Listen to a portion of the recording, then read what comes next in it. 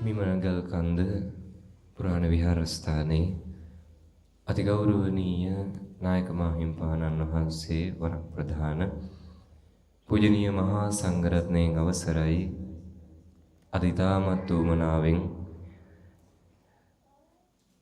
මේ උතුම් ධර්ම දානමය පින්කම සංවිධානය කරලා ඒ කටයුතු සිදු කරන්නේ කොරියාවේ සේවය කරන සුදේශ් ධර්මප්‍රිය මහත්මයා සුදේශ අයියා හරි වමනාවෙන් පින්කම සංවිධානය කරලාද මේ විදිහේ කටයුත්තක් සිදු කරන්න ඕනේ කියන කාරණාව මතක් කරලා කල් වේලා ඇතුවම දිනේ වෙන් කරගෙන අද පොයේ දවසේ මේ දේශනාව මේ විදිහට යොදාගත්තා.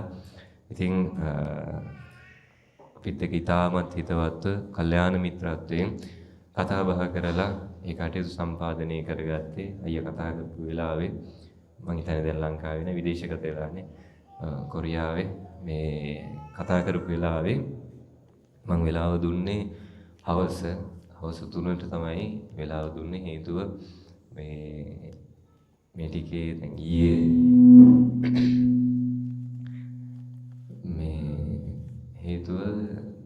මම ධර්මදේශනාවක් තිබ්බා කුලියා පිටියේ ඒක ඉවර වෙලා එනකොට පාන්දර 2යි ඊට පස්සේ ඒකේ මම අවසර දුන්නේ ඊට පස්සේ කොහමද හවස 4ට මම 3ට වෙලාව දුන්නේ හවස 4ට වැඩසටහනක් යෙදුනා අද හවස 4ට තියෙන සිරස ටීවී එකේ තුරුණු සිත වැඩසටහන ඊට පස්සේ ඒකත් එක්ක මම අයියත් එක්ක කතාර උදේ අපි දාගමුද කියලා ඊට පස්සේ හරියම උමනාවෙන් මේ මම කියපු විදිහට මම කිව්වා අයියා කැමති නම් විතරයි මම අර වැඩසටහන බාරගන්නේ.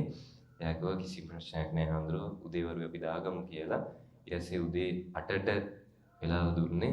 හැබැයි ඒත් 9 වුණා එද්දි ඉතින් කොහොම හරි අපි කාල වේලාව කළමනාකරණය කරගෙන ඒ බුදුහාඳුර දේශනා කරපු ධර්මයේ අපේ ජීවිතයට එකතු කරගන්න දහම් කාරණා කිහිපයක් සාකච්ඡා කරගන්න මේ වෙලාවක් කරගමු අවස්ථාවක් කරගමු. ඉතින් ආශිර්වාද කරනවා සුදේශායියට ඒ වගේ මේ පවුල් හැම දිනාටම. ඉතින් එයා බලාපොරොත්තු වෙන්නේ විහාරස්ථානයේ වැඩ සිට පවත්වී වදාළ ගරු කටයුතු දඹරැල්ලේ ගුණානන්ද නායක මාහිම්පාණන් වහන්සේට පින් අනුමෝදන් කරන්න.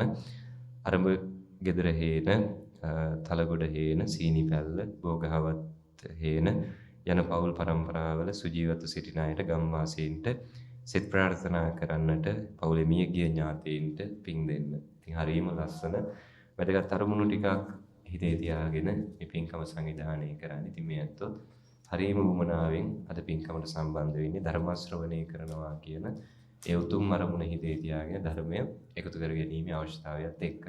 ඉතින් අද මම බලාපොරොත්තු වෙනවා මාතෘකාවක් එක්ක ධර්ම කරුණු කිහිපයක් සාකච්ඡා කරන්න.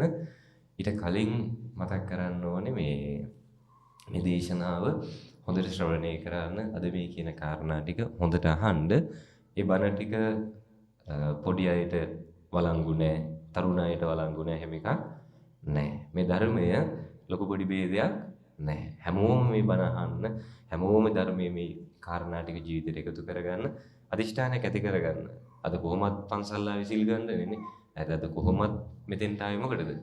බණ අහන්නනේ. ඒ නිසා ඔබට මම යෝජනාවක් කරනවා එක පැයක් මේ අරමුණක් ඇති කරගන්න මේ පැයේ මොන දේ වුණත් හරිද මොන දේ වුණත් ජීවිතේට ධර්මයේ එකතු කරගන්න පැයක් බවට මේක පත් කරගන්නවා. මේ වෙලාවේ මේ පුළුවන් නම් අතීත ගැන කල්පනා කරන එක නවත්තන්න.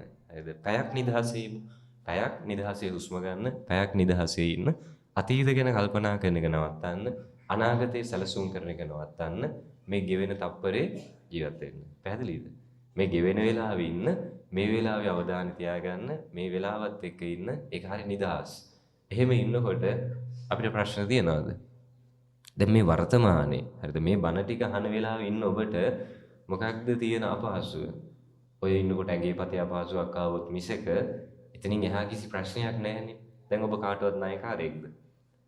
මේ වෙලාවේ ඔබට ජීවත් වෙන්න පුළුවන් නන්නේ මොහොතකට අතීතයේ පැත්තකින් තියලා මොහොතකට අනාගතයේ සැලසුම් කරන එක නවත්තලා මේ මොහොතේ ඔබට ඉන්න පුළුවන් නම් ඔබ කාටවත් නායකාරයෙක් නෙවෙයි නේ. ඔබට කිසිම ප්‍රශ්නයක් නැහැ. පෞල් ප්‍රශ්න මෙතන තියනවාද? මෙතන ඒක විසඳන්න බෑ. ඔබට දැන් පෞල් ප්‍රශ්න නැහැ එතකොට නේ. ඔබට කිසිම ප්‍රශ්නයක් නැහැ. ඔබට තරහකාරයෝ නැහැ. නේ ඔබට පරිගන්න කියලා කෙනෙක් නැහැ. මේ මොහොතේ ඔබට එහෙම කිසිම වැරැද්දක් කරන්න කෙනෙක් නැහැ. මේ මොහොතේ ඔබ ඔබත් එක්ක ඉන්න. මේ මොහොතේ ඔබ වෙනුවෙන් මේ ධර්ම එකතු කරගන්න. ඔය කොච්චර කිව්වත් ඔය හිත මෙතන තියෙන්නේ ඇඟ තියන්න පුළුවන් හොඳද? ඇඟ වාඩි කරලා තියන්න පුළුවන්. හැබැයි හිත තියෙන එක අමාරුයි. ඒ නිසා ආරාධනා කරනවා මේ ගෙවෙන කාලය තුල ඔබේ හිතත් මේ වෙනුවෙන් යොමු කරගන්න. හිතයයි එක එක අරමුණු වලට නේ ගෙදෙට්ට ගිහිල්ලා ඉන්නේ අය. සමහරට අල්ලපු ගෙදෙට්ට ගිහිල්ලා ඉන්නේ අය. ඒ සමහරට ලංකාවෙන් පිට අර මේ කොහේ හරි වෙන යුද්ධයකට හිත යන්න පුළුවන්. ඒ වගේ එක එක හිත යන්න පුළුවන්. ගියපු වෙලාවට තේරුම් ගන්න හරි දැන් මගේ හිත බාහිර අරමුණකට ගියා. දැන් නැවත මේ අරමුණට ගන්න ඕනේ. අන්න ඒ වගේ අදිෂ්ඨානෙන් මේ දේශනාව අහන්න. මේ දේශනාව හරියට ශ්‍රවණය කරොත් මේ කියන කාරණා ටික හරියට තේරුම් ගත්තොත් අදින් පස්සේ ඔයත්ගේ ජීවිතවලට ප්‍රශ්න එන එක නවතින එකක් නෑ නේ. බුදුහාඳුර අපිට දේශනා කරා පුළුවන් අපිට ප්‍රශ්න එන එක නවත්තන්න. එකම ක්‍රමේ නිවන් දකින්න එක. නිවන් දකින්න තාක් නිවන් දැක්කත් අර පිරිනිවන් පාන තාක් නේ ප්‍රශ්න එනවද නැද්ද? ප්‍රශ්න එනවා නේ. එතකම් ප්‍රශ්න නවත්තන්න බෑ. අපිට වෙනස් කරන්න පුළුවන් ප්‍රශ්න නෙවෙයි මොකද්ද? ප්‍රශ්න වලට මුහුණ දෙන විදිය. තේරෙනවද කියන එක? නේ. ප්‍රශ්න අපිට වෙනස් කරන්න බෑ. මොකද්ද වෙනස් කරන්න පුළුවන්? ප්‍රශ්න වලට මුහුණ දෙන විදිය වෙනස් කරන්න පුළුවන්. ඉතින් බුදුහාමුදුරුවෝ අපිව සූදානම් කරේ ප්‍රශ්න වලට මුහුණ දෙන්න. ඉතින් ඒ නිසා මෙච්චර දවසක් ආපු ප්‍රශ්න සමහර විට අදින් පස්සේ හැබැයි මේ දේශනා අවබෝධයෙන් ඇහුවොතින් මෙච්චර කල් විඳවපු ඔබ අදින් පස්සේ විඳවන එකක් නෑ. මෙච්චර කල් කලකිරිච්ච ඔබ අදින් පස්සේ කලකිරෙන එකක් නෑ. ඒ නිසා මේ දේශනාව හොඳට ශ්‍රවණය කරන්න ජීවිතේට එකතු කරගන්න පුළුවන් උපරිමය අද මෙතන එකතු කරගන්න.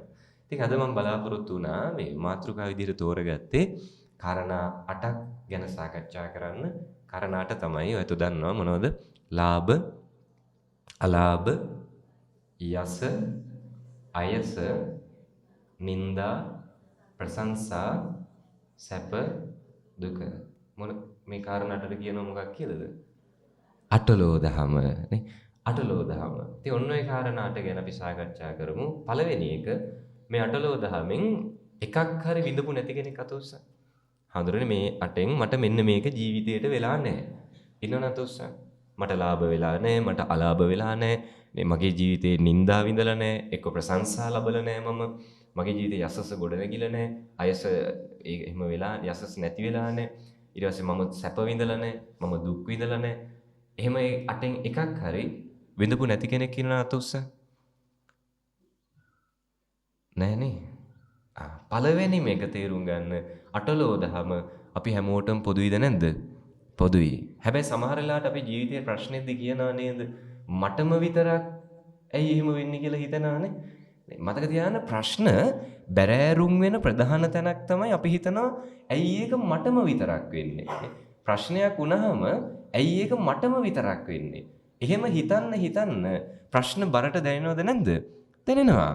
එතකොට මේ ප්‍රශ්නේම මට සැහැල්ලු කරගන්න පුළුවන් හිතන්න ඒව මේ මටම විතරක් වෙන ඒවා නෙවෙයි. දැන් ඉස්සර දැනටත් එමෙ දැන් අපි කැම්පස් යනකොට දැන් ලෙක්චර් යනවා ඉස්සර පිරිවෙන් යන කාලෙම ඉස්කෝලේ යන කාලෙත් එහෙමයි. මේ ඉස්කෝලේ යන කාලේ දැන් හිතන්න ඔන්න මේ මොකක් හරි විෂයක අපි හිතමු චිත්‍ර කියලා. හරිද? මං ඉස්කෝලේ ගියේ මාවරලේ. හරිද? ඒතකොට ඔන්න දැන් චිත්‍රවල සර් දෙනවා වැඩක් කරන්න. හරිද? මොකක් හරි අභ්‍යාසයක් ඔන්න ලබන සතියේ කරන් එන්න. හරි කරන් එන්න කියලා දෙනවා. දැන් ඔන්න ඊළඟ සතියේ උදේ ඉස්කෝලේ යනකොට මතක් වෙනවා හරි අද හරි කරේ නැහැ. අද ඉවරයි ගිහලා ගුටි කන්න තමයි වෙන්නේ. බැනුම් අහන්න එනවා. අද වැඩේ කරේ නැහැ. එහෙම කියලා හිතාගෙන දැන් ඉස්කෝලේ ගියාම හිතන්න ඕන ඉස්කෝලේට ගියන් පස්සේ මතක් වෙනවා ගිය සතියේ සර් මේ වගේ අභ්‍යාසයක් දුන්නා. හරිද? හැබැයි මට ඒක කරන්න බැරි වුණා. ඊට පස්සේ දැන් ඔන්න මතක් කරලා දැන් ඔන්න රත් වෙනවායි කියලා නෑනේ බැනුම් අහන්න වෙනවා. ඊළඟට ඒකට ගන්න පළවෙනි පියවර මොකක්ද දන්නවද? ඒකට ගන්න පළවෙනිම පියවර තමයි අයි පොතක් හොයාගෙන තව චිත්‍රය අඳින එක නෙවෙයි. හරිද? මේ අභ්‍යාසය කරන එක නෙවෙයි. ඊළඟට හොයන පළවෙනිම එක තමයි තව කවුද මේක කළා නැත්තේ. හරිද? තව කොහොම හරි යාළුවෙක් හොයා ගන්නවා. තව එක්කෙනෙක් හරි හොයාගත්තොත් මාර නිදහස්. ඇයි මන් දන්නවා දැන් මම විතරක් නෙවෙයි. මගේ සපෝට් එකට ඉන්නවා තව කෙනෙක්. හරිද? එහෙම ඔන්න එක්කෙනෙක් දෙන්නෙක් හොයාගන්න කොහොම හරි ටිකක් කට්ටියක් හොයා ගන්නවා. හොයාගත්තන් පස්සේ ප්‍රශ්නයක් නැහැ. දැන් දන්නවා මම විතරක් මට විතරක් මේක හම්බෙන්නේ නෑ. තව ඉන්නවනේ කට්ටිය. හරිද? ඒතකොට ප්‍රශ්න බැරෑරුම් එනවා. මට විතරක් එනවා කියලා හිතන්නේ. ඉතින් එහෙම වෙලා මේ මට චිත්‍ර ඉගෙනුවේ මෙන්න මේ සර් ඔය ඉස්සරහින් ඉන්නේ. ගුණපාල සර් මාවලි ඉස්කෝලේ යන කාලේ. ඉතින් මේ ඒ කාලේ එහෙම තමයි වුණේ සර් හොඳේ. හරිද? ඉතින් කොහොම හරි මේ ප්‍රශ්නයක් එද්දී අපි හොයන දෙයක් තමයි මට විතරද එහෙම වෙන්නේ නේ. ඒ ප්‍රශ්න වලට නිදහසක් හිතට ගෙන්න ගන්න පුළුවන් හිතනවා නම් ඒක මට විතරක් වෙන එකක් නෙවෙයි කියලා නේ. ඒ නිසා ඔය ජීවිතේ ප්‍රශ්නෙද්දී කවදාවත් හිතන්න එපා මට විතරක් එහෙම වෙන්නේ. මට විතරක් වෙනවා කියලා ප්‍රශ්න මේ ලෝකේ නැහැ. පවුල් වල ප්‍රශ්න නැතුව ජීවත් වෙන කෙනෙක් අත උස්සන්න. අපේ පවුලේ හඳුන්නේ කිසිම ප්‍රශ්නයක් නැහැ. කියන්න පුළුවන් කෙනෙක් අත උස්සන්න. අම්මලා තාත්තලා. තේරෙනව මුණ දැක්කම මේ සිද්ධාර්ථ කුමාරය වැරදිලා හම්බෙලක් දන්නෙත් නෑ අම්මලට. මේ ඉන්න තාත්තලා ටික ගන්නේ මේ මෙතන තාත්තලා ටික නැද්ද ගමේ? එළියනේ. හරි. ඔන්න බලන්න ප්‍රශ්න නැති කෙනෙක් ඉන්නවද මෙතන පවුලක? අතුස්ස. ඔළුව දෙපැත්තට කරකවල බලන්න. ඉන්නද එක්කෙනෙක්? නෑ. එක්කෙනෙක්වත් නෑ නේ. හැබැයි අපි කියලා තියෙනවනේ ගෙදර ප්‍රශ්න වෙද්දී ඇයි අපිට විතරක් එහෙම වෙන්නේ නේ? අපේ පවුලේ විතරයි මේ හැම එකම අපේ ගෙදර විතරයි වෙන්නේ හැම එකම වෙන්නේ කියලා නැද්ද? තියෙනවා නේ. අපි හිතන් ඉන්නේ මේ වෙන දේවල් මට විතරක් වෙනවා කියලා. තේරුම් ගන්න මේ ප්‍රශ්න Tamanට විතරක් වෙන ඒවා නෙවෙයි. ඒතර පළවෙනි එක හිතට සහනයක් දැනෙනවා. ප්‍රශ්නයක් අර මට විතරක් වෙනවා කියලා දැනෙලා ගනිද්දී ඒක හරි බරයි. හැබැයි මට විතරක් නෙවෙයි මේක පොදුයි. නේ අපි හැමෝටම පොදුයි. එහෙම හිතද්දී ඒ ප්‍රශ්න හරි සැහැල්ලු වෙනවා. ඉතින් අටලෝ දහම කියන්නේ එක්කෙනෙකුට විතරක් බලංගු දෙයක් නෙවෙයි. සාමාන්‍ය ඔබටත් නේ. හරි සාමාන්‍ය අපිටත් බුදුරජාණන් වහන්සේටත් අටලෝ දහම පොදු වුණාද නැද්ද? පොදුයි නේ. ඒ නිසා තේරුම් ගන්න මේක අපි හැමෝටම පොදුයි. එතකොට මේ පොදු අටලෝ දහමේ බුදුහාඳුරෝ දේශනා කරා මොකක් වෙන්න එපා කියලාද? ඔව් අටලෝ දහමෙන් කම්පා වෙන්න එපා. කම්පා වෙනවා කියන්නේ කම්පා වෙනවා කියන්නේ මොකක්ද? සිංහල පුළුවන් නේ. කම්පා වෙනවා කියන්නේ? දන්නේ කනගාටු වෙනවා නේ. සාමාන්‍යයෙන් අපි සරල ව්‍යවහාරය කියනවා කම්පා වෙනවා කියන්නේ දුක් වෙනවා කියන එක. කනගාටු වෙනවා කියන එක අපේ සාමාන්‍ය ව්‍යවහාරය අපි කතා කරන විදිය. හැබැයි කම්පා වෙනවා කියන්නේ දුක් වෙනවා කියන එක නෙවෙයි නේ. හරිද? දැන් අටලෝ දහම හමුවේ කම්පා වෙන්න එපා කියනවා නම් කියන්නේ අටලෝ දහම හමුවේ දුක් වෙන්න එපා. දැන් ඔන්න අද බණි ඉවර වෙනකොට මැසේජ් එකක් ඇවිල්ලා මේ මාසේ පඩිය රුපියල් 10000කින් වැඩි කරලා. දුක හිතනවද?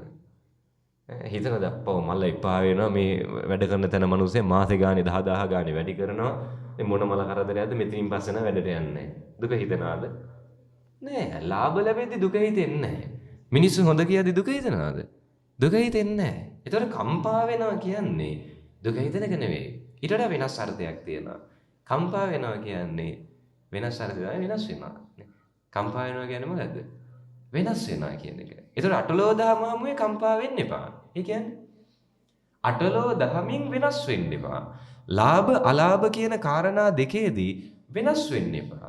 මධ්‍යස්ථ වෙන්න. මොකද ලාභ ලබනවා වගේම තමයි ඊට සාපේක්ෂයි මොකද්ද? අලාභ වෙන එක නේ. ප්‍රශංසා ලබනවා විතරක් නෙවෙයි. ඒකේ අනිත් පැත්ත මොකද්ද? අපි නින්දාත් විඳිනවා. ඒතර බුදුහාමුදුරුවෝ ප්‍රශ්න වලට විසඳුම් හොයන දුක නැති කරන මාර්ගයේ විදිහට අපිට දේශනා කරපු මාර්ගය තමයි අර දෙපැත්තට වැටෙන්නේ නැතුව කොහොම ඉන්න එකද? කොහොම ඉන්න එකද? මධ්‍යස්ථව ඉන්න එක නේ. හරිද? දෙපැත්තට වැටෙන්නේ නැතුව මධ්‍යස්ථව ඉන්න එක. එක පැත්තක් අල්ල ගන්න හොඳ නෑ නේ. අන්තගාමී වෙන්න හොඳ නෑ. දැන් හිතන්න අද බණට එනකොට ඒක දැනෙන්න වැඩි. මේ බලන් ඉන්න. හරිද? මේ දැන් අද බණට එනකොට සෙරප්පු දාන් ආවද? එනකොට දාන් ආවනේ. කෝ සෙරප්පු ටික? එළි ගැලවුවනේ. පඳුරු පල්ලේම ගහලා ආයේ නෑනේ. නැත්තම් හොඳයි. මේ නෑ සමහර තැන්වල බණ ඉවරලා යනකොට පේනවා ගස් උඩ දෙබල් අසේ තියෙනවා සෙරප්පු. හරිද? මල් පෝච්චි අසේ තියෙනවා. එතකොට මේ අර අහමුහුළු වල පඳුරු අසේ ගහලා තියෙනවා. දැන් නිකමට මතක් කරන්න ඔබ ගලවපු සෙරප්පු දෙක. ගලවපු තැන තියපු විදිහත් එක මතකද නැද්ද? ඒක හැරිලා තියෙන අංශක ගානත් එක මතකයිනේ නේ. තිබ්බ විදිහටම මතකයි. හරිද? එතකොට මේ විදිහට අපි මතක තියාගෙන ඉන්නේ ඇයි? බණ ඉවර වෙලා යද්දී ඒ සෙරප්පු දෙක දාගෙන යන්න ඕනේ නිසානේ. ඒ නිසා තිබිච්ච විදිහටම මතකයි. හිතන්න බණිවරලා ගිහින් බලනකොට සෙරෙප්පු දෙක නැහැ. මොකෝ වෙන්නේ? පන්සලේ කියලා අතාරින්නේ නැහැ නේ අපිට බෙදෙන හැන්දෙන්. අපි බෙදනවානේ තියෙන හොඳම දෙයක් බලලා දාන් යනවා. එහෙමද? නෑ. හිතන්න ඔබේ සෙරෙප්පු දෙක එළියට ගිහින් බලද්දී එතන නැති වුණොත් දුකයිද නැද්ද? දුකයි. කේන්ති යනවද නැද්ද? කේන්ති යනවා. කොච්චර බණ ඇහුවත් යන ගමන් බැන යනවද නැද්ද? බැන යනවා නේ. ඒතකොට හිතන්න දැන් අර දුකක් ඇති වෙන්න කේන්ති යන්න මොකද්ද හේතුනේ? සෙරෙප්පු දෙක. ෂුවර්ද? මතක තියාගන්න දුක කියන එක බාහිර ලෝකේ තියනවාද? දුක තියෙන්නේ බාහිර ලෝකෙද? නෑ. කොහෙද දුක තියෙන්නේ? දුක තියෙන්නේ Taman තුල නේ. හරිද? මේ මම තුලයි මගේ දුක තියෙන්නේ. ඔබ තුලයි ඔබේ දුක තියෙන්නේ. එතකොට මේ දුක වැඩි කරගන්නවද අඩු කරගන්නවද කියන එක තීරණය කළ යුත්තේ කවුද? තමන්මයි. දැන් හිතන්න ඔය හැ පැත්තේ යාළුවෝ ඉන්නවානේ. එළියට ගිහින් බලද්දී එයාගේ සෙරෙප්පු දෙක නැහැ. දුක හිතනවද? දැන් නැහැ කියලා කියන්න බෑනේ.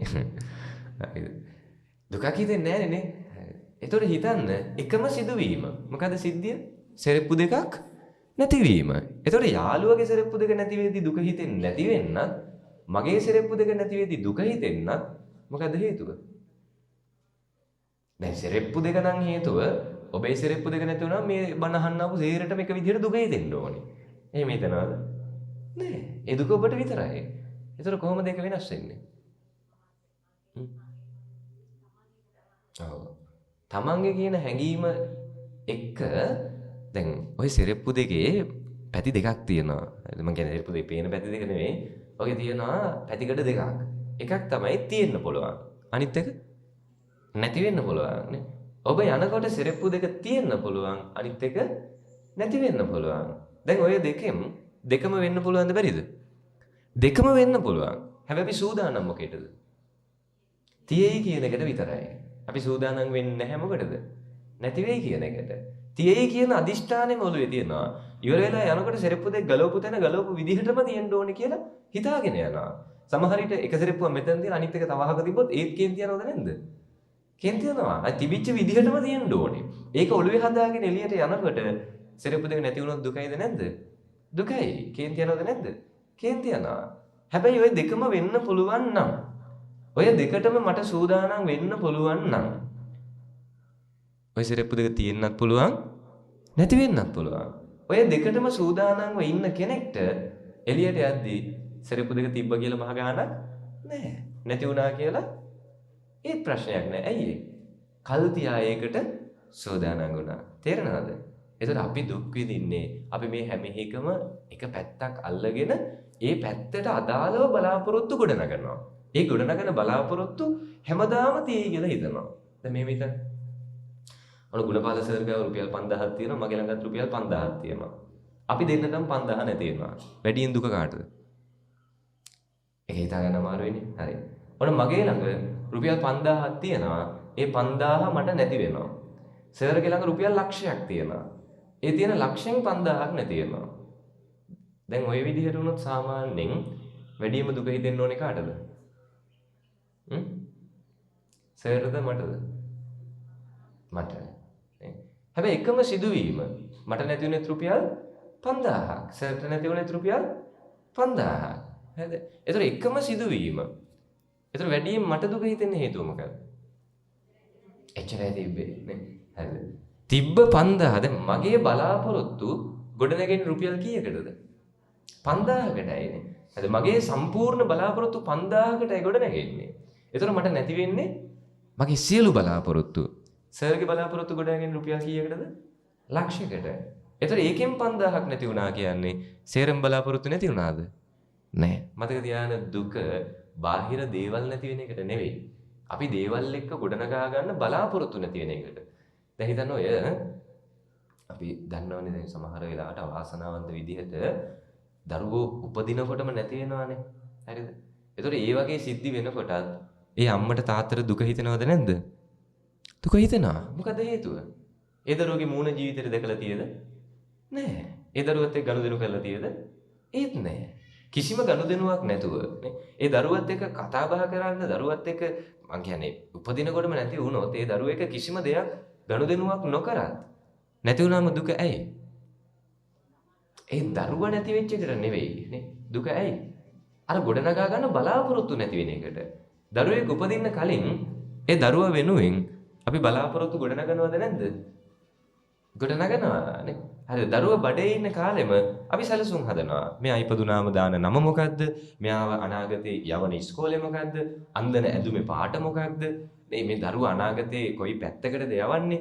කොච්චර බලාපොරොත්තු ගොඩනගනවද නේ?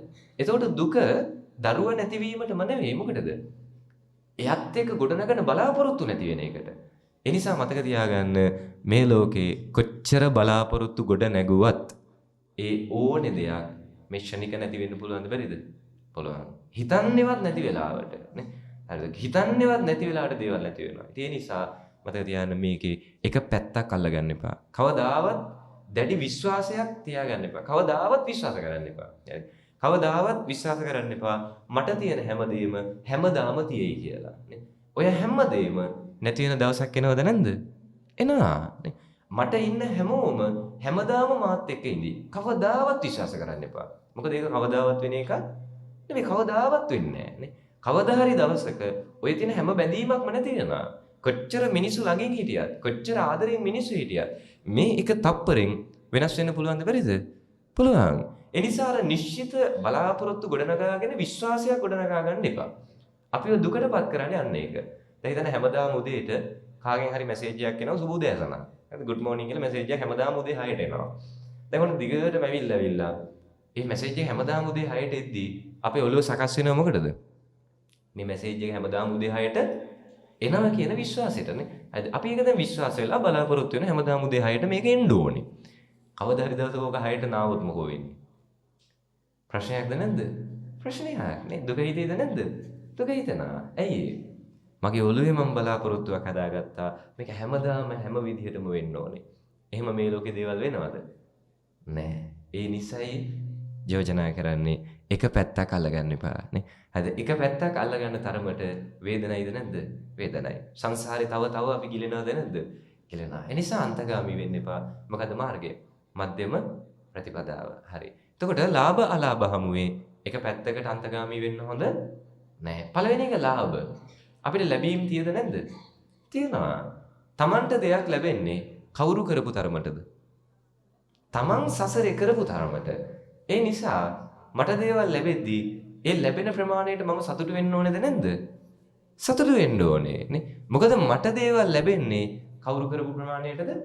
මම සසරේ කරපු විදිහට නේ. මට කන්න බොන්න ටික හම්බෙන්නේ, අදින්න පළ දින්න හම්බ වෙන්නේ නේ. මගේ ජීවිතේ මට දේවල් හම්බ වෙන්නේ කවුරු කරපුවටද? මම කරපු විදිහට. සසරේ මම එකතු කරගත්ත විදිහට. එහෙනම් කවදාවත් අනුන් දිහා බලලා Taman ගැන කලකිරල වැඩක් තියනවද? නැහැ. හැබැයි අපි ජීවිත කාලෙම ඕක නෙමෙයිද කරන්නේ? ජීවිත කාලෙම ඕක තමයි කරන්නේ. දැන් ඔයත්තන්ට ඔය තියෙන ලස්සන ඇතිද මදිද? ඔය තියෙන ලස්සන ඇතිද මදිද? බොරු නම් කියන්න එපා හොඳයි. ක්‍රීම් පවුඩර් මුකුක් ගන්න නැති කෙනෙක් කියන්නේ නැති කියලා. මේ හරිද? අපිට ඔය තියෙන ලස්සන මදි. හරිද? අපි හැම වෙලාවකම Tamanට ලැබිච්ච දේෙන් සතුට වෙන පිරිසක් නෙවෙයි. හැම වෙලාවකම අපි Tamanට තියෙන දේෙන් කලකිරෙන පිරිසක්. හැම වෙලාවෙම මම හිතන්නේ මට මේ ලැබිච්ච ටික මදි කියලා. මට මේ ලැබිච්ච ලස්සන මදි කියලා. හේතුව තමයි දැන් මේ ලෝකේ ඉන්නවා මට වඩා ලස්සන අය ඉන්නවද නැද්ද? ඉන්නවා. මට වඩා අවලස්සන අය ඉන්නවා. මම හැම වෙලාවකම මාව සංසන්දනය කරන්නේ කාත් එක්කද? මට වඩා ලස්සන අයටද අවලස්සන අයටද? ලස්සන අයටනේ. මට වඩා සුදු කෙනෙක් එක්ක තමයි මගේ පාට මම මේව කරන්නේ නේ. එයා මට වඩා සුදුයි. එයා මට වඩා උසයි. නේ මම එයාට වඩා කෙට්ටුයි. මං එයාට වඩා කොටයි. නේ මං එයාට වඩා මහතයි. හැම වෙලාවකම Taman ගැන කලකිරෙනවා. අපි හිතන්නේ මට දේවල් ලැබුණේ මම කරගත්ත විදිහට කියලා. එහෙම කියලා හිතලා අර අනුන් ගැන හිතන්න ගිහිල්ලා අනුන් එක්ක Tamanගේ සතුට තීරණය කරන්න ගිහිල්ලා අපි හැම වෙලාවකම විදෝනවද නැද්ද? විදෝනවා. ඒසේ මෙසේත් එක්ක නේ අපි සංසන්දනය කරන්නේ නේ. අර ලංකාවේ ලස්සනම ඉන්න නළු නිලියොත් එක්ක තියලා බලනවා මාත්. මේ අයිපෝ මං එච්චර සුදු නෑ. එච්චර උස මහද නෑ. ඒ වගේ මම වෙන්න ඕනේ. අපි හැම වෙලාවකම විදෝනවා අනුන් වෙන්න ගිහිල්ලා. නේ. දැන් හිතන්න ඔයත්තන්ට මැටි ගෙදරක් තියනවා නම් පුළුවන් ද නිදහසේ ගෙදර නිදා ගන්න? බෑනේ නේ. නිදා ගන්න රැයක් පාසා හිතනවා. මේ අපි තාම මැටි ගෙදර ඉන්න කොහොම හරි මේක හදා ගන්න ඕනේ. රැයක් පාසා විඳවනවා. හැබැයි මීට අවුරුදු 50කට 60කට කලින් මැටි ගෙවල් හිටියේ නැද්ද? හිටියා. ඒ කාලේ සතුටින් නිින්ද ගියේ නැද්ද? නිින්ද ගියා. ඒ කාලේ සතුටින් පෞල් ජීවිත ගත කරා. එතකොට එදා මැටි ගෙදරක සතුටින් ඉන්න පුළුවන් වෙන්නත් අද මැටි ගෙදරක සතුටින් ඉන්න බැරි වෙන්නත් හේතුව මැටි ගෙදරද? නෑ.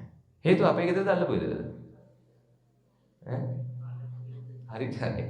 හේතුව අපේ ගෙදර නෙමෙයි මොකද්ද? අල්ලපු ගෙදර. එදා මැටි ගෙදර අපි සතුටින් හිටියේ අල්ලපු ගෙදරත් මැටි ගහලා තිබ්බ නිසා නේ. හරිද? ගමේ බහුතරයක් ගෙවල් මැටි ගහලා තිබ්බ නිසා. ඒ නිසා එදා සතුටින් අපි ගෙදර හිටියා. අද ඒ සතුටින් ඉන්න බැරි.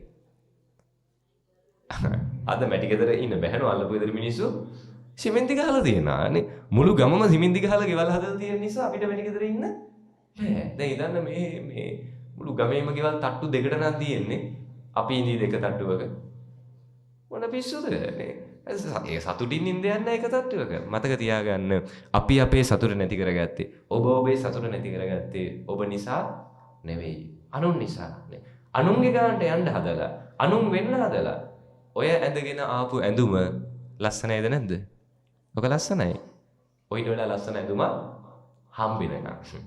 හරිද? ඔයිට වඩා ලස්සන ඇඳුමක් ඇඳන් ආපු කෙනෙක් හම්බෙනකම් ඕක ලස්සනයි. ඔයිට වඩා ලස්සන ඇඳුමක් ඇඳපු කෙනෙක් දැකපු වෙලේ ඉඳන් ඕක කැතයිද නැද්ද?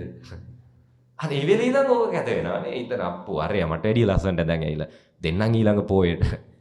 නේ ඊළඟ පොයේට ඔයිට වැඩිය හොඳට මං ඇඳන් එනවා. අපි හැම වෙලාවකම හදන්නේ අනුන් වෙන්න. හැම වෙලාවකම මට තියෙන ටිකෙන් මං කලකිරෙනවා. හැම වෙලාවකම තමන්ට තමන්ගේ පවුල ගැන සතුටු නැහැ. දන්න විදිහට මට මේකට උත්තර දෙන්න. ඔය ඇත්තෝ දන්න විදිහට තමන්ගේ අත්දැකීමෙන්. හරිද? ඔබේ අත්දැකීමෙන් උත්තර දෙන්න. ඔය ඇත්තෝ දන්න විදිහට කිසිම කමකට නැති, කිසිම වැඩකට නැති, ගණ්ඩම දෙයක් නැති, තව මිනිස්සෙක්ගේ මේ දුකකදී කරදරයකදී හිතක් උණු වෙන්නේ නැති, පුළුවන් තරම් වරද්දන්න බලාගෙන ඉන්න මෙලෝ වැඩකට නැති මිනිස්සු ඉන්න ගම කොහෙද? අපි හැම වෙලාවකම මේ ගම්වල හොඳ නරක දෙකක් තියෙනවා. වැඩියෙන් පේන්නේ මොකද්ද? නරක පේනවනේ නේ. තන තන වැඩියෙන් කියවන්නේ මොනවද? නරක විතරයි නේ. නරක දැක්කහම අපි කියවනවා මේ කාගේ හරි වැරද්දක් දැක්කහම අපි මාත් ඉතින් මෙහි කුඩා පාණි හැපැත්තෙනෝ මේ මන් දන්නවා මෙහි එහෙම නැහැ. ඉතින් එහෙම මේ කියලා කියන අය. තව කෙනෙක්ගේ වැරද්දක් දැක්කහම තන තන කියව යන අය නේ. අර අපි ගම්වල කියන්නේ ඕපදූප කියනනේ. ඔව් අර එහෙම අය මේ පැත්තේ නැහැ නේ. ඉතින් මේ මාතර මේ මාවතල කුඩා පාන මේ කැටපල කන්ද මීවන කන්ද මේ පැතිවල නැති වුණාට අනිත් පැතිවල ඉන්නවා. හරිද? කේලම් කියන. ආයි කාගේ හරි වැරද්දක් දැක්කොත් මන්නම් කැමතිම නැති වැඩක් මේ කෙනෙක්ගේ වැරද්දක් දැක්කහම වැරද්ද කරපු කෙනාට කියන්නේ නැතුව තන තන කියවන එක වීරකමක් කරගත්ත මිනිස්සු මට නම් ඇත්තට මම හරිම අප්‍රසන්න පිරිසක්. කවදාවත් ඒක කරන්න එපා. වැරද්දක් දැක්කම අපි තන තන කියව යනවා. කියවලා ඒකට කියන හේතුව මොකක්ද දන්නවද? මේව කිව්වේ නැත්තම් ඕකුන් හැදෙන්නේ නැහැ. නේ? එවුන්ම හදන්න මේව තන තන කියවන්න ඕනේ. හැබැයි ඒ අයට කියන්නේ නැහැ. වැරද්ද කරපු කෙනාට කියන්නේ නැහැ. අනවශ්‍ය හැමතැනටම කියනවා. අවශ්‍ය තැන දැනුවත් කරන්නේ. ඒ නිසා වැරද්දක් දැක්කම තන තන කියවන එක වීරකමක් කියන හරිය පහත් වැඩක්. කරන්න ඕනේ මොකද්ද? වැරද්ද කරපු කෙනාට කියන්නේ. හොඳක් දැක්කම කියවනවාද? හොඳක් දැක්කම දැන් ඔයත් හොඳ කරන්නේ නැද්ද? කරනවා. ගම්වල හොඳ දේවල් වෙන්නේ නැද්ද? වෙනවා. දැන් අද මේ පින්කම හොඳයිද නැද්ද? හොඳයි. හැබැයි කවුරුවත් දැන් අද ගමේ ගිහිල්ලා තැන තැන කියව යනවා. දැන් මේව පින්කමක් කරා සුදේශ. ඒ පුතා රට ඉඳලත් මේ පින්කම කරේ පන්සලේ හාමුදුරුවෝ ගැන කොච්චර හොඳයිද? තැන තැන කියවනවාද? ඈ? වාසනාවක්. හරිද? කියනවා නම් වාසනාවක්. අද ගිහිල්ලා අන්නර මේ කේලම් කියන එක නවත්තලා, ඒ කියන්නේ වැරදි කියවන එක නවත්තලා හොඳ දේවල් කියන්න පටන් ගන්න නේ. අපිට වෙලා තියෙන අපි හොඳ කියන්නේ නැහැ වැඩිය. ඇයි දන්නවද? හොඳ වැඩිය කියන්නේ නැහැ. අපි හිතනවා මේව වැඩිය කියවන්න හොඳ නැහැ. කියවුවොතින් ඕකුන්ගේ ලොකුකම වැඩි වෙනවා. මේ එවුන් තව උඩින් යන්න ගන්නවා. ඒ නිසා කියන්නේ නැහැ. හොඳ කියද්දි එහෙම කියලා හංගනවා. වැරදි ටික පුදුන්තරම් ප්‍රචාරය කරනවා. ඒ නිසායි අපේ ගම අපිට නරක උනේ. ඔබේ අසල්වාසීන්, ඔබේ ඥාතීන් ඔබට හොඳ කළා නැද්ද? තරහකාර ඥාතියෙක් ඉන්නවනේ නේ. ඔව් නේ. ඒ තරහකාර ඥාතිය හොඳ කළා නැද්ද? ඒක මතක් වෙච්ච එකත් වාසනාවක්. හරිද? නැත්තම් ආයි ඔය තව එකක් තමයි කවුරුත් එක්ක හරි අපි තරහක් තියනම්, කාත් එක්ක හරි එහෙම තරහක් තියනම් අපිට මේ මිනිස්සයා ඇවිදගෙන ගියත් ඒක ඇදේට පේනවද නැද්ද? පේනවනේ නේද? දැන් අපේ අල්ලපු ගෙදර මිනිස්සෙක් එක්ක අපි තරහයි නම් මෙච්චර කලොත් මේ මිනිස්සු අපේ ගෙදර ඉස්සරහින් ගියා. හැබැයි අපිට ඒක වැරද්දක් පේනුන්නේ නැහැ. හැබැයි තරහ වෙච්ච දවසේ නම් මේ මිනිස්සේ යන විදිය ඇදයක් පේනවානේ. දැන් බලන්න අර මිනිහා ඇවිදින හැටි. නේ ඒකට කෙලින් ඇවිද ගන්න බෑ. නේ ඉහිව එකේ ඊට වඩා රෙස්පොට් එක තියෙන්නේ. නේ අඳින ඇඳුමත් වැරදිද පේනවද නැද්ද? පේනවා. ඒ මිනිස්සයා කරන කියන හැම දෙෙම වැරදියට පේන පටන් ගන්නවද නැද්ද? පටන් ගන්නවා. මතක තියාගන්න ප්‍රශ්නේ තියෙන්නේ Taman තුල. අපිට පුළුවන් මේලක හොඳ දකින්න නරක දකින්න. අපි උත්සාහවන්ත වෙන්නේ මොකද ඒක අපිට පේනවා. ඔබ උත්සාහවන්ත වෙන්නේ ඔබේ ගමේ වැරදිම දකින්න නම් ඔබට තමයි මේ ලෝකෙත් නරකම ගම තියෙන්නේ. ඔබ දකින්නේ ඔබේ ඥාතීන්ගේ දැන් අසල්ලාසී ඥාතීන් ඔබට අවුරුදු ගාණක් හොඳ කරන්නේ නැති. ඔබේ සහෝදර සහෝදරිය අවුරුදු ගාණක් හොඳ කරන්නේ නැති. හැබැයි වෙන එක මොහොතක අතපසු වීම නිසා අවුරුදු ගාණක් තරහ අරගෙන ආවද නැද්ද? අරන් ආවා. බල්ලෙක්ගේ ලක්ෂණයක් තමයි මාස 3ක් පහර දීලා එක දවසක් කන්න දුන්නොත් මොකද මතක තියාගන්න. කන්න දීපු එක දවස. මිනිස්සෙගේ ලක්ෂණේ මාස 3ක් කන්න දෙනවා. එක දවසක් පහර දෙනවා. මොකද මතක තියාගන්න. මං ඉතින් බලලා හොඳ එහෙම ගියාම අපිට වැසිය. ඒ ගුණය තියාගන්න. අපේ තියෙන මහා පහත් දෙයක් තමයි දැන් මේ ওই දරුවෝ එහෙමයි මොකද මේ ඔය ගෙවල් වලදී එහෙම සමහරවිට හිතනවානේ අම්මා තාත්තා එපා වෙන වෙලාව එනවනේ. අවුරුදු ගණන් කන්න බොන්න දීලා උස්මහත් කරත් එක අතපසු වීම පොඩ්ඩ වෙන තැන අම්මට තාත්තට එරෙහිව කතා කරනවද නැද්ද?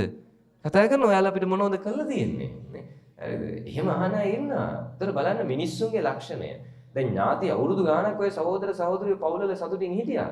එක වෙන පොඩි අතපසු වීම නිසා අර සේරම ඥාති ටික එපා කරගත්තද නැද්ද?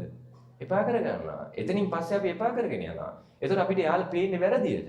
ඒකයි අපිට මේ ලෝකේ වැඩකටම නැති ඥාති පිරිස අපේ ඥාති පිරිස උනේ. මතක තියාගන්න මිනිස්සු හොඳ කරනවා. අපි ඒව අගය කරනවා අඩුයි. අපි ඒව සමාජගත කරනවා අඩුයි. හැබැයි මිනිස්සු කරන වැරදි අපි වේගෙන් සමාජගත කරනවා. ඒ නිසා මේව වැරදියට අපිට පේනවා. තේරුණාද? ඒ නිසා ආරාධනා කරනවා හැම වෙලාවකම හොඳක් දකින්න. නේ? හැම වෙලාවකම යහපතක් දකින්න. තව කෙනෙක් දියුණු වෙද්දී ඒකට හූල්ලන්න එපා. තව කෙනෙක්ට දේවල් ලැබෙද්දී හූලන්න එපා. අපි හැමෝටම දේවල් ලැබුණේ කවුරු කරගත සීමාවටද? තමන් කරගත සීමාවට. ඔබට ওই ගෙවල් දොරවල් හම්බුනේ ඔබේ සීමාවෙන්. එතකොට ඔබට සතුටු වෙන්න පුළුවන් නම් මට දේවල් ලැබුණේ මගේ තරමට කියලා එතනින් එහා විඳවන්න දෙයක් නැහැ. අහලා තියෙන මේ වාක්‍යය. මට මං වෙන්න මේ හොඳටම ඇති. මට ඌ වෙන්න තව ටිකක් මදි. නේ? මම දැන් ට්‍රීල් එක ගහදී මේ ළඟදී තිබ්බ. මට මං වෙන්න මේ හොඳටම ඇති. මට ඌ වෙන්න තව ටිකක් මදි. අපිට ඕකනේ තියෙන ප්‍රශ්නේනේ. ඔබට ඔබ වෙන්න මොනවද මදි? මට මම වෙන්න මොනවද මදි? තමන්ට තමන් වෙන්න ඔය තියෙන ටික හොඳටම ඇති. හැබැයි උන් වෙන්න ටිකක් මදිනේ. අල්ලපු ගෙදර මිනිස්සු තාප්පේ අඩි 5ක් ගෙවුවොත් අපි අඩි 10ක් විතර ගහන්න ඕනේ. නේ? අල්ලපු ගෙදර මිනිස්සු ට්‍රීල් එකක් ගෙනාවොත් කාර් එකක් ගේන්න ඕනේ අපි. අල්ලපු ගෙදර මිනිස්සු ගෙදර මොකක් හරි ටයිල් ටිකක් හරි ඇල්ලුවොත් අපි ටයිල් ටික අල්ලලා සිවිල්ම ගාලා AC එකක් ගහන්න ඕනේ. එහෙම මතයක් අපේ තියෙන්නේ. අපේ මිනිස්සු මහා අමුතු විදියට හිතන්නේ. නැත්තම් අර කොහෙවත් නැති ලෝකික යුද්ධයක් යනකොට මෙහි තෙල් පෝලිං එන විදිහ වැරදිලා හරි ලංකාවට මිසයිලයක් ගහුවොත් මොකෝ වෙන්නේ? මුළු ලංකාවම ගිනි ගන්නවානේ. මං හිතන්නේ පෙට්‍රල් නැති ගයක් දැන් නැති තරම්. බලන්නකෝ අපේ මිනිස්සු ප්‍රශ්න වලට විසඳුම් හොයන විදිහ නේ ඔය ටැංකි ටික පුරවගත්ත කියලා දැන් මේ දවස් ටිකේ හරි ප්‍රශ්න අපිට. දැන් මම මේ ටිකේ එක දිගට මට ධර්මදේශනා තිබ්බේ මුලතිව් පෙරිද නොච්චියාගම ඊයේ කුලියාපිටිය අද දැන් මෙහි හවස දඹදෙනිය මේ කුරුණෑගල දඹදෙනිය රජමහා විහාරස්ථානයේ ඊට පස්සේ තව දඹදෙනිය බණක් තියෙනවා හෙට කැකනදුරේ මේ මාතර. හරි දැන් මම මේ කල්පනා කරේ බණ වලට යන්නේ නිකත් ප්‍රශ්නයක් නෑ මේ මිනිස්සුන්ගේ තෙල් ප්‍රශ්නේ තමයි ප්‍රශ්නයක් කියලා තියෙන්නේ. මම දන්නේ මහා හරිම මේ ප්‍රාථමික විදිහට තමයි අපි හිතන්නේ. මම කියන්නේ ප්‍රශ්න හමුවේ ඒ විදිහට මේ එකක් ආත්මාර්ථකාමී වෙන්න එපා නේ. හැම වෙලාවකම අනුන් ගැන හිතනවා කියන්නේ අනුන්ගේ දේවල් ගැන හිතලා තමන් ගැන කලකිරෙන එක නෙවෙයි. අනුන්ගේ යහපත වෙනුවෙන් පුළුවන් තරම් උපරිම කටයුතු කරන්න. ඔය තමන්ට ලැබිච්ච සීමාවෙන් සතුටු වෙන්න. පැහැදිලිද? නේ? ඔබට ලැබෙන ටිකෙන් සතුටු වුණොතින් මැටි ගෙදරත් සතුටින් ජීවත් වෙන්න පුළුවන්. පොල් සම්බුලේ බතුයි කාලත් සතුටින් ජීවත් වෙන්න පුළුවන්. දැන් මේ ටික අහලා අද ගෙදර ගිහිල්ලා දැන් ඉඳන් මැටි ගෙදරක ඉන්නවා පොල් සම්බුලේ බතුයි කාලා එහෙම එකක් නෙවෙයි. ටික ටික දියුණු වෙන්න අර අනුන් වෙන්න හදන එක නවත්තන්න. ඔබට ලැබිච්ච ටිකෙන් සතුටු වෙන්න. හේතුව තමයි මෙන්න මේ වචන ටික හොඳට මතක තියාගන්න. සතුට කියන්නේ ජීවිතේ හැම වෙලාවකම අපිට වඩා ඉස්සරහින් තියෙන දෙයක්. අපි කොච්චර ගිහිල්ලා සතුට ලබා ගන්න හැදුවත් මොකෝ වෙන්නේ? අපි යන්න සතුට ඉස්සරහට යනවා නේ. අපි සතුට පස්සේ පන්නනවා. පන්නලා කවදා සතුට ලබන්න පුළුවන්ද? බැහැ. ඒ නිසා ලැබිච්ච ටිකෙන් සතුට වෙන්න ඕනේ. මොකද අපිට කවදාවත් කොච්චර ලැබුණා ඇති වෙනවද? අමම මේ අහන ප්‍රශ්නෙට එක්ක ඇති නැත්නම් මදි. ඔය දෙකෙන් එක උත්තරයක් දෙන්න. ඔයත් යන ජීවත් වෙන්නේ මාසෙ රුපියල් ලක්ෂයක්. ඇතිද මදිද? ඇතිනම් ඇති කියන මදි නම් මදි කියන මාසෙ රුපියල් ලක්ෂයක්. අවංකව උත්තරේ දෙන්න. මම ලෝභයි කියලා බනින්නේ නැහැ හොඳේ. ඔයත් අන්න තියෙනවා ආර්ථිකය කළමනාකරණය කරගන්න මාසෙට කීයක් හොයන්න ඕනේද කියන එක කළමනාකරණය කරගන්න. ඒ අයිතිය තියෙනවා නිදහසේ ජීවත් වෙන්න හම්බ කරන්න අයිතිය තියෙනවා. ඒ නිසා තමන්ගේ මතය අනුව හිතලා කියන්න මාසෙකට රුපියල් ලක්ෂයක් ඔබට ජීවත් වෙන්න ඇතිද මදිද? මාසේ පඩිය ලක්ෂයක් ඇතිද මදිද? ඇති. මදි අය ඉන්නවද?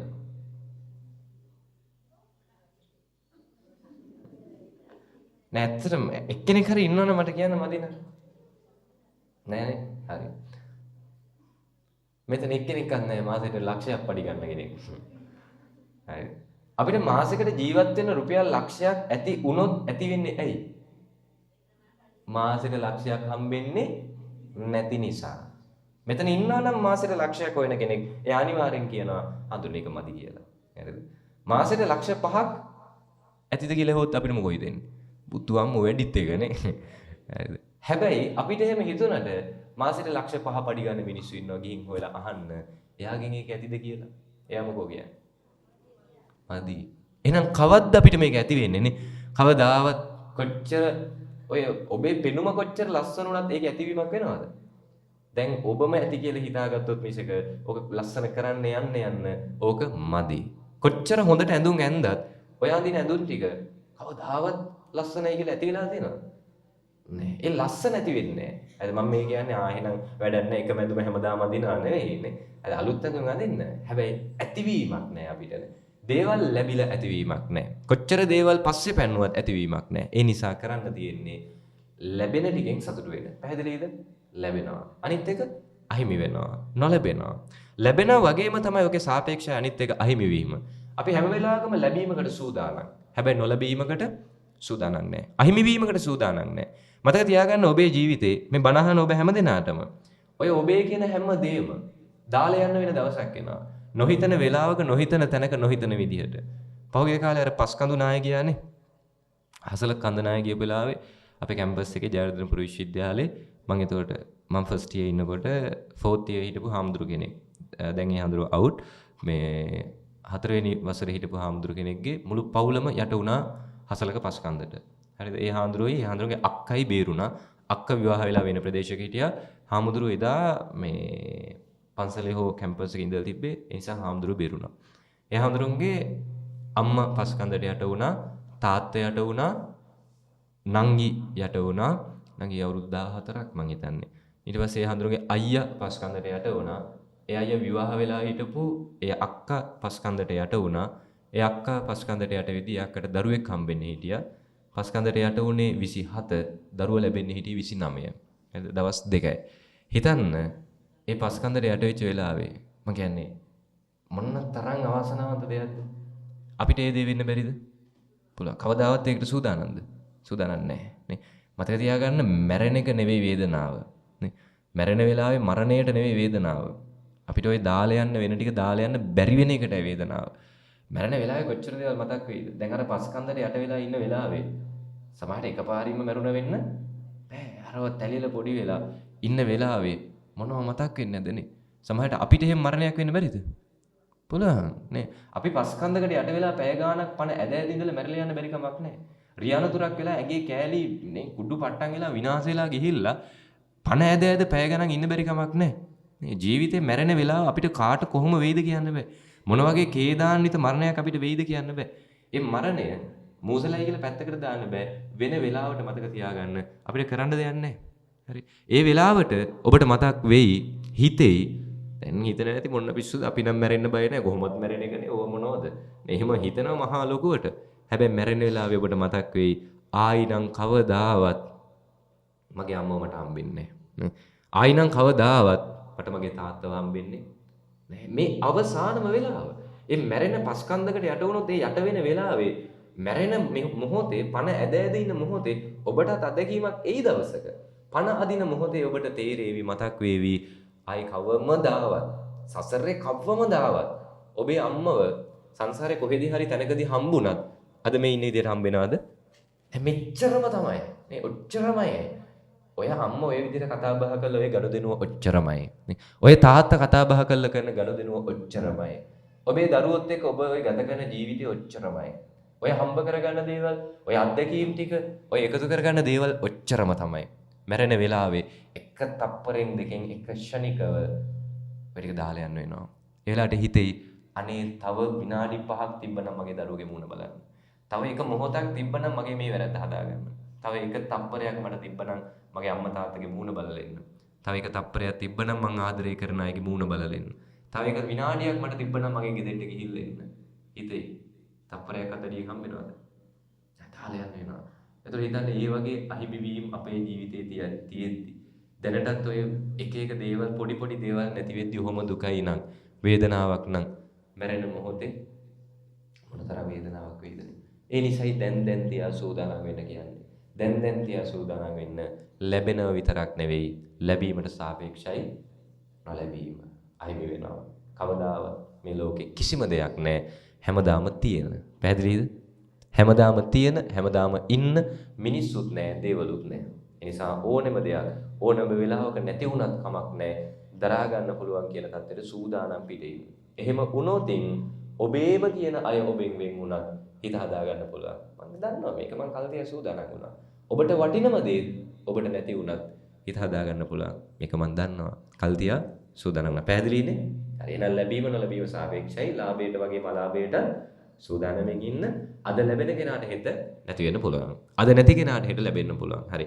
ඊළඟට යසස, අයස, නිന്ദා, ප්‍රශංසා. ඊළඟ කාරණා 4 යසස, අයස, නිന്ദා, ප්‍රශංසා. යසස කියන්නේ අපේ කීර්තිය. මේ ගොඩනගෙන කීර්තිය. අයස කියන්නේ අපකීර්තිය. මේ ගොඩනගෙන අපේ තියෙන යසස, ඒ කියන්නේ කීර්තිය අද තියෙන්න පුළුවන් හෙට නැති වෙන්න පුළුවන්. අද රජෙක් වගේ ඉන්න පුළුවන් හෙට බල්ලෙක් ගානට බින්දුවට වැටෙන්න පුළුවන්. ඒ නිසා මේකේ උද්දාමයට යන්න හොඳ නැහැ. ඊට පස්සේ යසස ගොඩනගෙද්දි මිනිස්සු ප්‍රශංසා කරනවා, නිന്ദා කරනවා නේ. මේ සමාජයේ අපිට ලැබෙන දේවල් දෙකක් නිന്ദාව සහ ප්‍රශංසාව. ඔය දෙක අපි සූදානම් මොකේද? ප්‍රශංසා ලබන්න. සූදානම් නැහැ මොකටද? නිന്ദා ලබන්න. පුළුවන් ද නිදහසේ ජීවත් වෙන්න? බෑ. නිදහසේ සරලව ජීවත් වෙන්න නම් නිന്ദාව ප්‍රශංසාවට වගේම නිന്ദාවට සූදානම් වෙන්න. ප්‍රශංසා නොකරපු අය නිന്ദා කරනවද? නෑ. ප්‍රශංසා ලබන තරමටම තමයි නිന്ദාව ලබන්නේ. ඔය ප්‍රශ්නයක් අහන්නද? දැන් ඔන්න මෙන්න මේ මහත්ය දුම් වැටියක් පාවිච්චි කරනවා. හරිද? මමත් දුම් වැටියක් පාවිච්චි කරනවා. වැඩියෙන් බනින්නේ කාටද? ඈ? ඒක මාර වැඩක්. ඇයි? කමන්නේ බනින්නකො හේතුව හරි කියලා. දැන් මේ මහත්ය දුම් වැටියක් පාවිච්චි කරනවා, මමත් දුම් වැටියක් පාවිච්චි කරනවා. එතකොට එයාට වඩා මට බනින්නේ හේතුව මොකද? දැන් රාජ්‍ය නීතියට අනුව වැරදිද ඒක? රජයේ නීතියට අනුව ඒක අපි දෙන්නම කරන්නේ වැරද්දක් නෙමෙයි.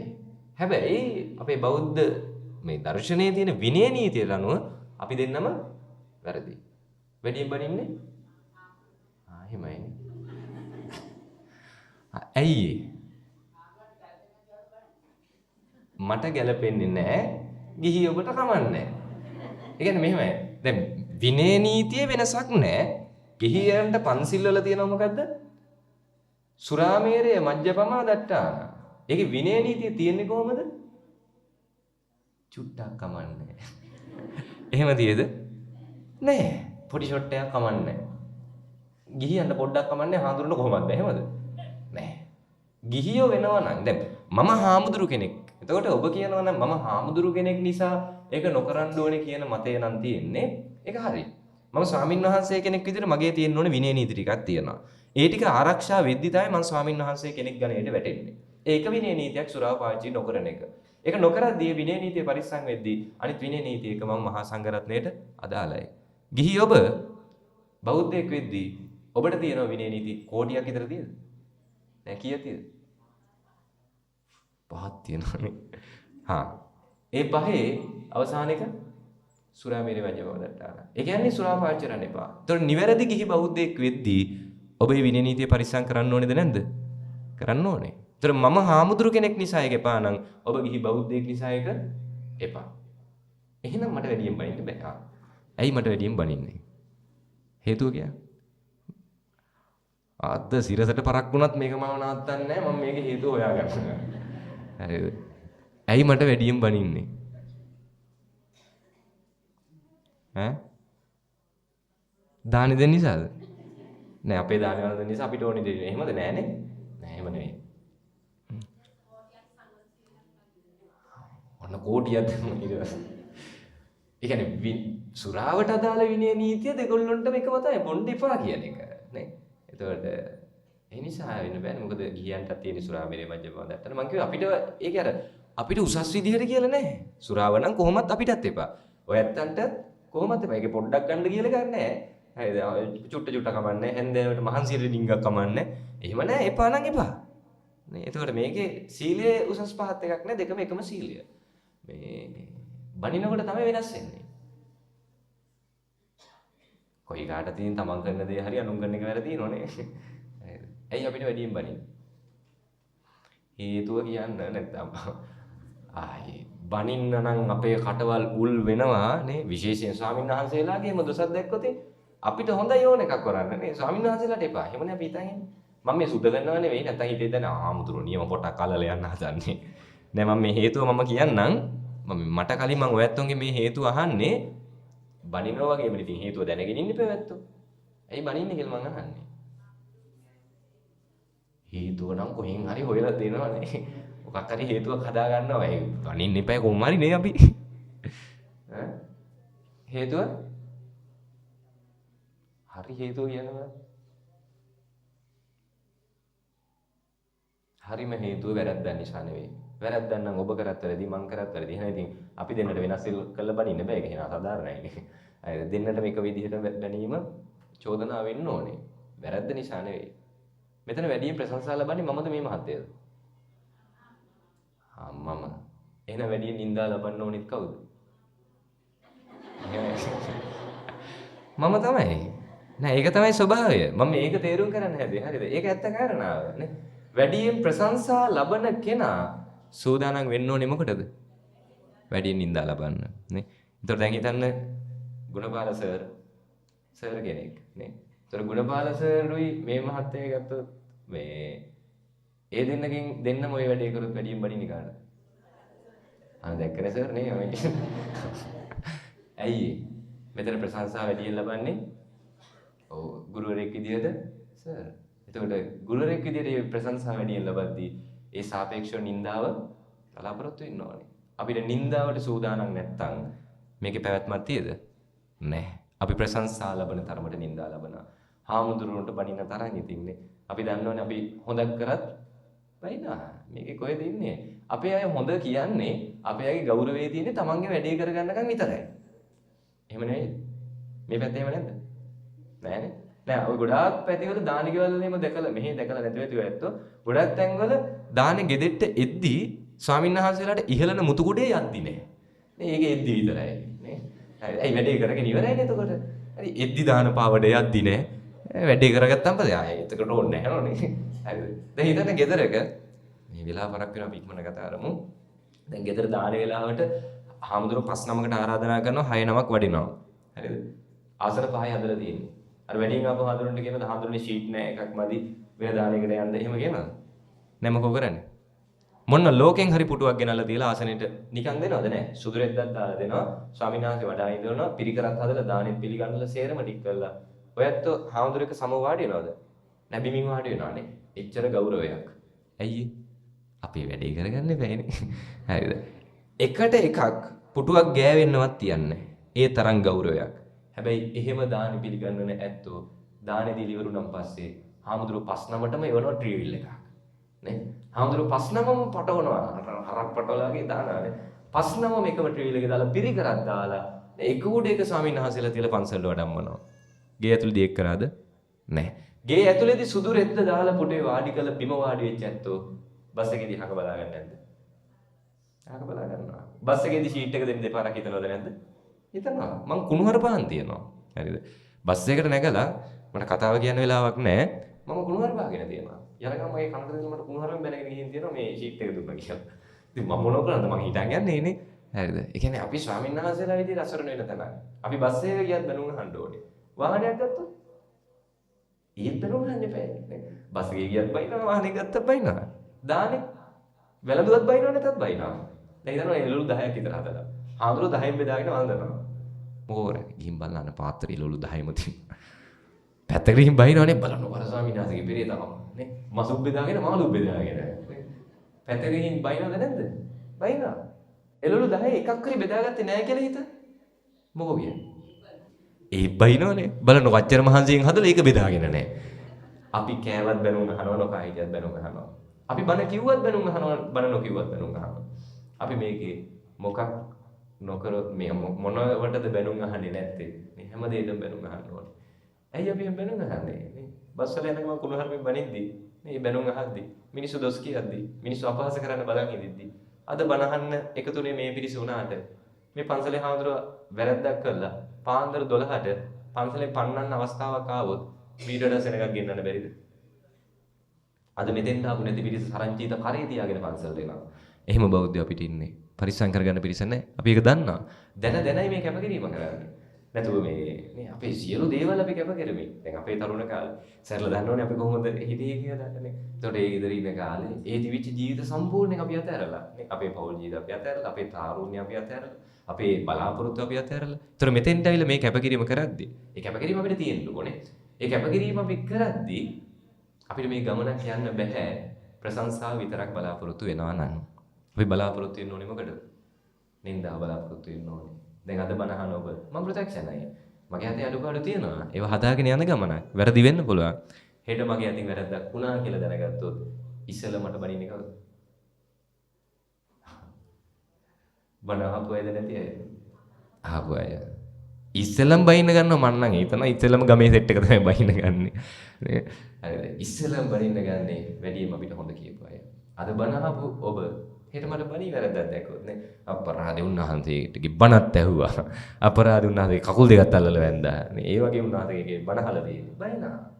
ඒක සාමාන්‍යයි. මං කියන්නේ අපෙනුත් එහෙමයි නේ. අපි කාට හරි හොඳට ප්‍රශංසා කරනවා නම් එයාගෙන් වැරද්දක් වුණොත් අපි දොස් කියනවද නැද්ද? දොස් කියන එක ලෝකේ ස්වභාවයනේ. ඒ නිසා මතක තියාගන්න මේ ලෝකේ ප්‍රශංසාව විතරක් ලැබෙන්නේ නැහැ. නින්දාවත් ලැබෙනවා. තේරෙනවද? පැහැදිලිද? එහෙනම් ප්‍රශංසාවට විතරක් සූදානම් වෙන්න එපා. මිනිස්සු නින්දා කරනවද නැද්ද? නින්දා කරනවා. මේ ලෝකේ වටින්නම හෘද සාක්ෂිය.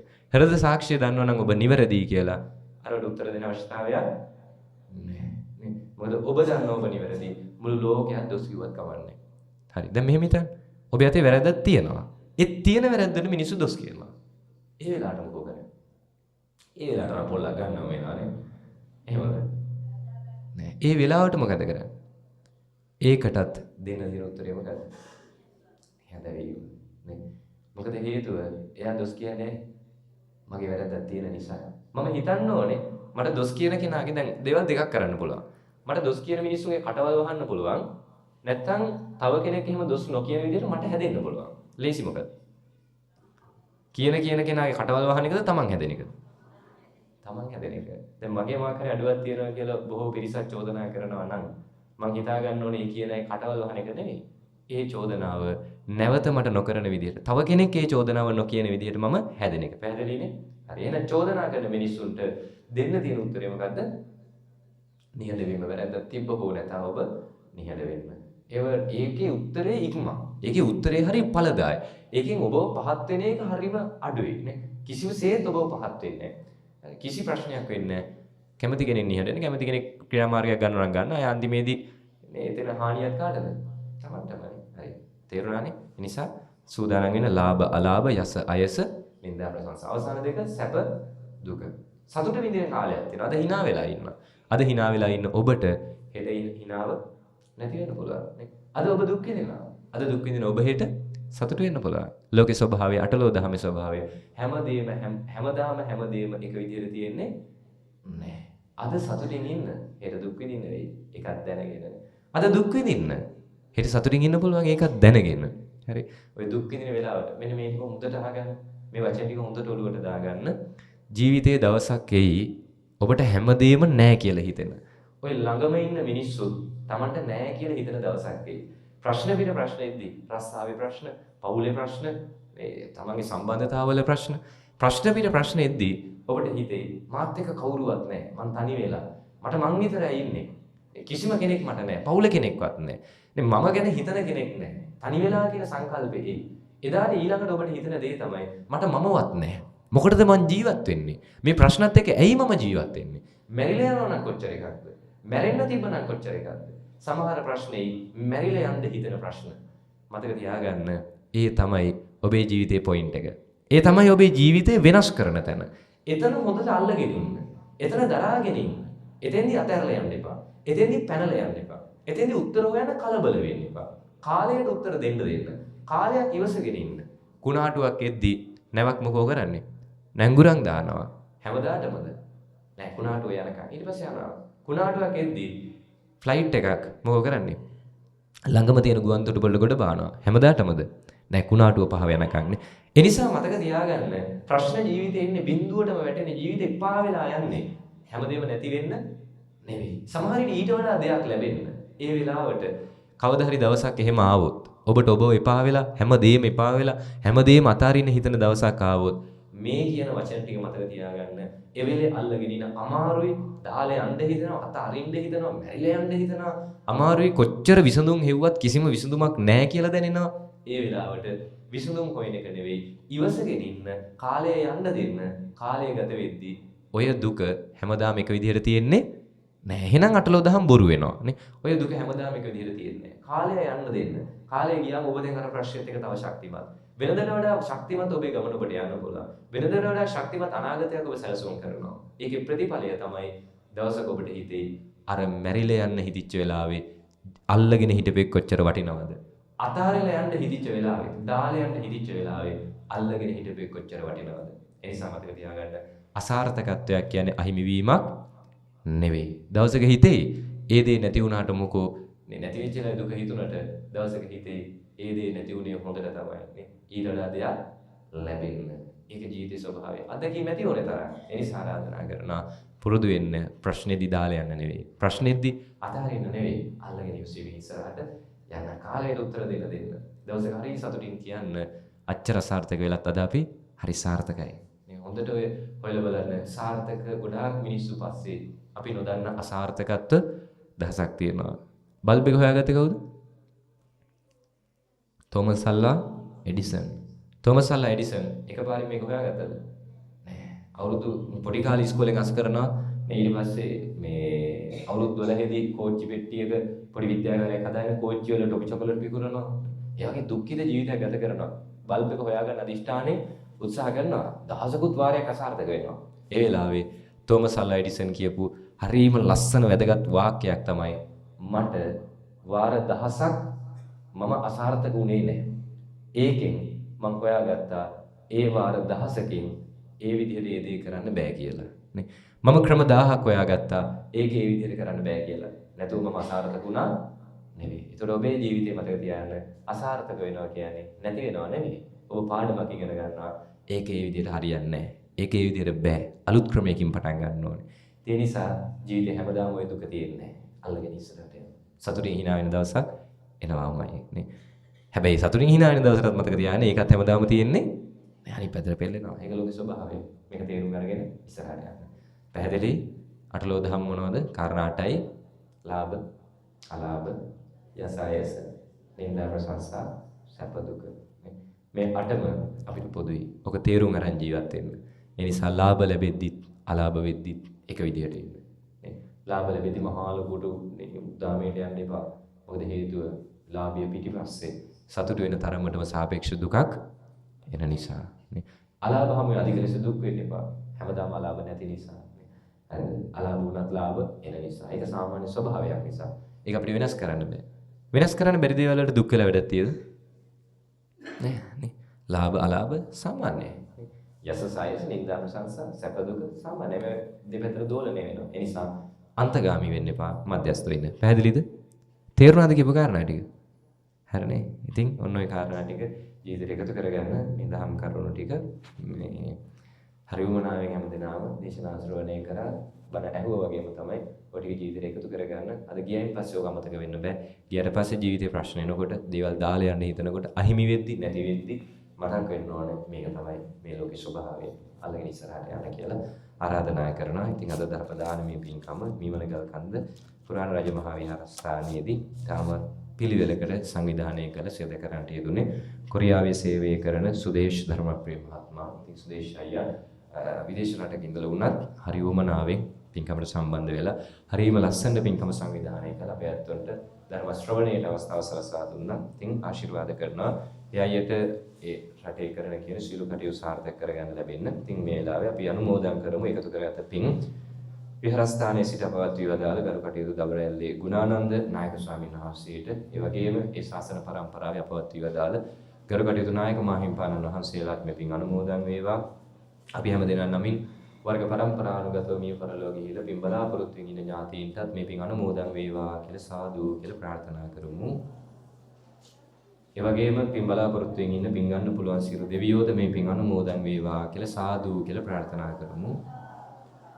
අවසාන වශයෙන් ප්‍රාර්ථනා කරමු විහාරස්ථානයේ ගරු කටයුතු නායක මාහිම්පාණන් වහන්සේ ඇතුළු මේ මහා සංඝරත්නයේ අවවාද අනුශාසනා මැද්දේ ඒ ආශිර්වාදයෙන් තමයි මේ පින්කම හරි ලස්සනට සිදු කරගත්තේ. ඉතින් උන්වහන්සේලාටත් ආගමික වශයෙන් ශාසනික සමාජීය වශයෙන් කරගෙන යන සියලු කටයුතු සාර්ථකව සිදු කරගන්න මේ පින්කම් ආශිර්වාද වේවා. ඒ වගේම කොරියාවේ සේවය කරන සුදේශ් ධර්මප්‍රිය මහත්මයා හිමිය අයියට ඒ සියලු කටයුතු රැකී ආරක්ෂා ආදී විදේශගතව කරන සියලු කටයුතු සාර්ථක කරගන්න අපි එකතු කරගත්ත කුසල ආශිර්වාද වේවා. මොකද අයියා තමයි ආරාධනා කළා අද මේ දවස වෙන් කරලා මේ වෙලාව වෙන් කරගෙන මොනතරම් අපහසුතාව තිබුණත් මේ මැද්දේ මේ දේශනාවට අපි දින වෙලාවෙන් කරගෙන සම්බන්ධුනේ ඒ හිතවත්කම් මත. ඉතින් ඒ අයියට ආශිර්වාද කරනවා බොහොම පිං මේ පින්කම සංවිධානය කළ ආරාධනා කරාට.